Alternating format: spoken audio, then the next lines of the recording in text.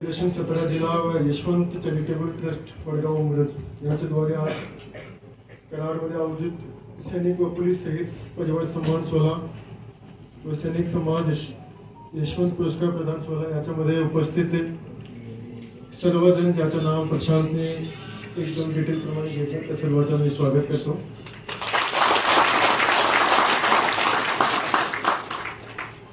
जैसा की प्रशांतने सांगितलं की आम्ही ज्या जिल्ह्यापासून येतोय त्या जिल्ह्यात संपूर्ण देशात सर्वात जास्त सैनिक आहेत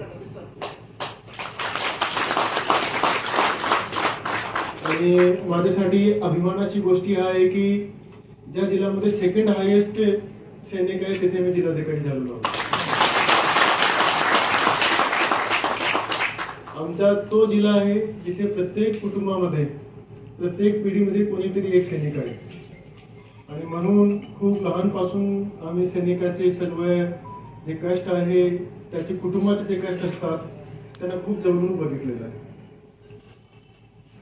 सैनिक बॉर्डरवर जाऊन त्याचं काम करतो, देशाची सेवा करतो, देशासाठी युद्ध लढतो, रात्रीभर ते उभे राहतो बॉर्डरवर आणि त्याचं जे कुटुंब जेव्हा कष्ट घेतो, कोणी त्याच्या जवळच्या लोकांनी काही त्रास दिला, काही जमीन त्याची हाताळण्याचा प्रयत्न केला, अशा प्रकारचे बरेचसे प्रश्न आपल्या समोर येतात आणि तेव्हा प्रशासनाची जबाबदारी असते की ज्या सैनिक बॉर्डरवर आपल्या देशासाठी काम करत आहे त्याच्या कुटुंबाला कुठल्याही प्रकारची अडचण येत असेल तर प्रशासनाने खूप तत्परतेने आणि खूप दोन कदम पुढे घेऊन त्याचं काम केलं पाहिजे, तशी आम्ही सर्व लोकांची भावना असते।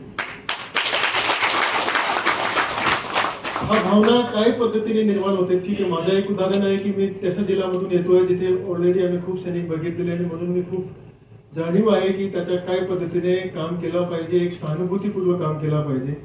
त्याच्याशिवाय आमच्या जे UPSCच्या एक्झाम होण्याच्या नंतर जेव्हा मी IAS होतो त्याच्यानंतर आमचं प्रशिक्षण चालतो 2 वर्ष। त्या प्रशिक्षणाची कालावधीच्या दरम्यान आमचा एक 2 महिन्याचा भारत दर्शन कार्यक्रम असतो। त्या 2 महिन्याच्या भारत दर्शन कार्यक्रमाच्या दरम्यान आम्हाला 2 आठवडे बॉर्डरवर घेऊन जातात जिथे सैनिक काम करतात आणि ते काय पद्धतीने काम करतात, कशा पद्धतीने ते एकदम डिफिकल्टी मध्ये उभे राहून आपल्या देशाची रक्षा करतात त्याची जाणीव आम्हाला करून दिली जातात। त्या जाणीव करून देण्याचा उद्देश हाच असतो की आमच्यामध्ये एक भावनिकता निर्माण झाली पाहिजे सैनिकाबद्दल, त्याच्या कुटुंबाबद्दल, जेणेकरून जेव्हा आम्ही जिल्ह्यामध्ये येऊन वेगवेगळे पद स्वीकार करू तेव्हा त्याचा खूप आणखीन 2 पाय पुढे घेऊन आणि त्याची मदत करू आणि तेच दिशानिर्देश संदेश सर्व IAS अधिकाऱ्याचे जे ट्रेनिंग मॉड्यूल आहे, जे आमचा वर्क शेड्यूल आहे त्याच्यामध्ये ऑलरेडी भारत शासनाने सैनिकांसाठी वेगळा वेळ देऊन त्याची मदत करण्याचा एक कॉम्पोनेंट ठेवलेला आहे। आणि आज मला अभिमान हा गोष्टीचा आहे की आपण जे आजी आपले माजी सैनिक होते जे शहीद झाले, वीर शहीद जे आहे त्याचा आपण सन्मान केला आणि या सन्मानचे सोहळा असताना आपले सैनिकाचे काही कुटुंब जे आहे ते भावनिक पण झालेले आणि असे कार्यक्रमामध्ये येणे आम्हालाही खूप एक प्रेरणादायी आहे की तुमचे उदाहरण बघून आम्ही काही आणखी चांगल्या पद्धतीने काही काम करू शकतो। सर्वात अभिमानाची जी गोष्टी आज आम्हाला इकडे जाणवली ते विजय पवारचं जे कौतुक केलं तुम्ही सर्वांनी, तर ते आमच्यासाठी सर्वात अभिमानाची गोष्ट आहे। विजय पवार आमचा तो तहसीलदार आहे जे त्याचं काम जे आहे ते एकदम ग्राउंडेड राहून करतो। काही अधिकारी असे असतात की ते 2 काम करतात आणि 4 दाखवतात, पण विजय त्याचं काम जे आहे ते एकदम खूप मेहनतीने, खूप सायलेंटली खूप सायलेंट राहून आणि खूप चांगल्या पद्धतीने त्याचं काम करतो आणि तसेच अधिकारी आपल्याला हवे आहेत। आणि म्हणून आम्हाला अभिमान आहे की जिल्हाधिकारी म्हणून मला एक अशा प्रकारचा तहसीलदार भेटला ज्याचा कौतुक सर्व सैनिकांनी केलं।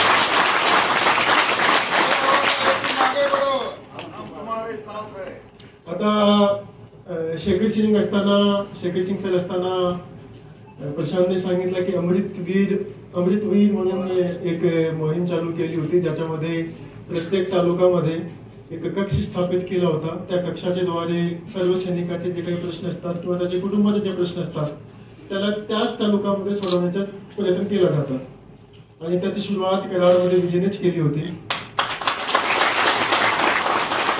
तर आता त्याला अजून पुढे घेऊन जाण्यासाठी आणि अजून सदृढताप्रमाणे पुढे घेऊन जाण्यासाठी आपण प्रयत्नशील राहणार आहेत.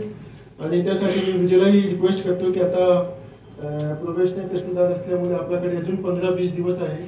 जेव्हा तुम्ही 15-20 दिवस जिल्हाधिकारी कार्यालयामध्ये येऊन एकदा संपूर्ण याची एक रूपरेषा की अमृतवीर कार्यक्रमाचा तुम्ही खूप एक्सपिरियन्स आहे, खूप अनुभव आहे, तर तुम्ही काय पद्धतीने त्याला राबवला, त्याच्यामध्ये कशा प्रकारचे प्रश्न येत होते, त्या प्रश्नाच्या सोडण्यासाठी तुम्ही काय काय पाव उचलले, त्याची एक रूपरेषा तयार करू आणि एक आयडियल तशी रूपरेषा तयार करून ते आपण संपूर्ण जिल्ह्याच्या प्रत्येक तालुक्यामध्ये पाठवून देऊ आणि तिथले तहसीलदारला आपण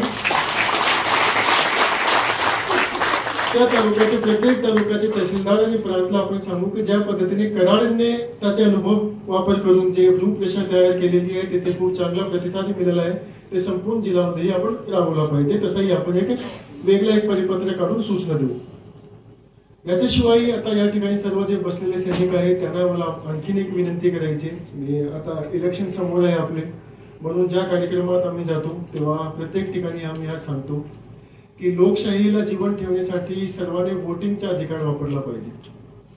काही ठिकाणी असा असतो स्पेशली शहरी भागात की वोटिंगसाठी लोक जात नाहीये, तर तसा नाही झाला पाहिजे. वोटिंगचे अधिकार आपल्याला मिळाला ते आपले स्वतंत्र जे सैनिक होते त्याने खूप कष्ट करून त्याचे जीवनच्या बलिदान देऊन त्याचा खून वाहून आपल्याला वोटिंगचा अधिकार दिलेला आहे. आणि भारत मला वाटतं की एकमेव असा राज्य असणार, देश असणार जिथे सर्वांना एकच वेळी, ज्याची 18 वर्ष आहे त्यांना सर्वांना एकच वेळी वोटिंग करण्याचा अधिकार मिळाला होता. बाकी देशात पहिले पुरुष होते, पुरुषमध्ये सुद्धा जे अपर क्लास सोसायटीचे लोक होते त्याच्याकडे वोटिंगचे अधिकार होते. मग हळूहळू सर्वांना वाढावे लागले. महिला वोटिंग करण्यासाठी बरेचसे जे अग्रणी देश आहेत तिथले लोकांनी खूप आंदोलन करावं लागले, मग त्याला वोटिंगचे अधिकार मिळाले, मतदानाचे अधिकार मिळाले. आपल्या जिल्ह्यामध्ये, आपल्या देशामध्ये सर्वांना एकच वेळी वोटिंगचे अधिकार मिळाले होते.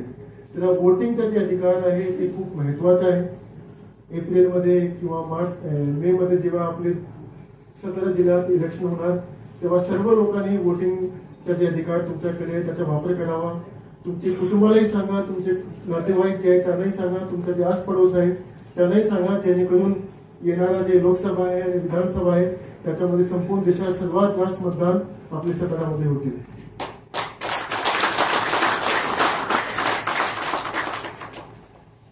माझी आज अचानक 2-3 मीटिंग लागलेली आहे. सीएम साहेबांची एक मीटिंग आहे, डिप्टी सीएम साहेबांची मीटिंग आहे, उद्या सीएम साहेबांचे दौरा आहे. तर आमच्याकडे आज तसा वेळ कमी होता, पण हा कार्यक्रमासाठी आम्ही मागे सांगितलं होतं की आम्ही येणारच आहे, तर मी थोडा आमचा वेळ कटशॉट केला, पण या ठिकाणी मी उपस्थित राहिलो. आता सर्व लोकांची आम्ही रजा घेतो आहे की पुढची जी मीटिंग आहे ती थोडी लांबीवर पडलेली आहे आणि सीएम डिप्टी सीएम साहेबांची मीटिंग असल्यामुळे आता तुमची लोकांची रजावर घ्यावं लागेल. तुमचा जे हा कार्यक्रम आहे ते तुम्ही कंटिन्यू ठेवा आणि सर्व लोकांनी या ठिकाणी जे बसलेले आहेत त्यांना नवीन वर्षाची आमची शुभेच्छा. धन्यवाद.